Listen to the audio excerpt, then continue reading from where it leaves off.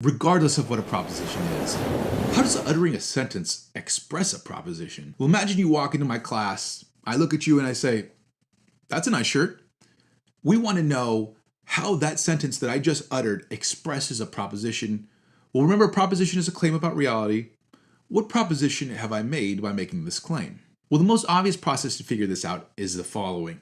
We look at each word type. That's a nice shirt, right? Look at each single one, figure out what each one of them mean. And since we are, competent speakers of the language, we know what all the words mean.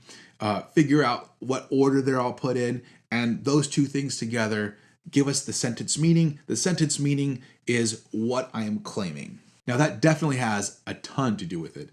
But imagine instead you're walking by me and I'm just one of your peers, and I look at you and I go, "That's a nice shirt."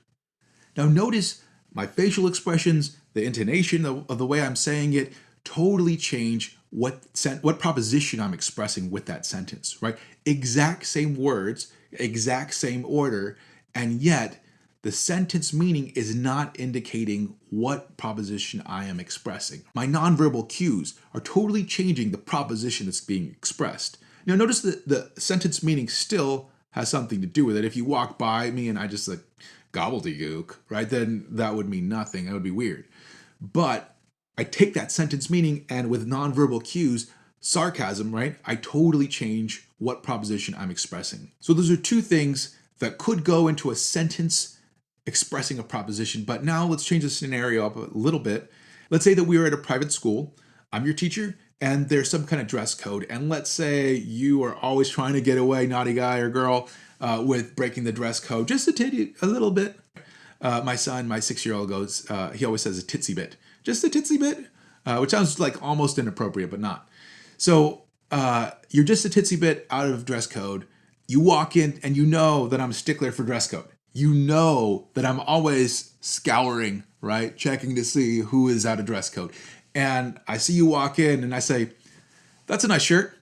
Now notice same facial expression, same intonation as the first, not the sarcastic one, as the first time I said it.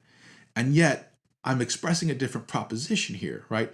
Here the proposition, the claim that I'm really expressing, what I'm really getting to you is that you are out of uniform, not that piece of cloth covering your torso is of excellent make.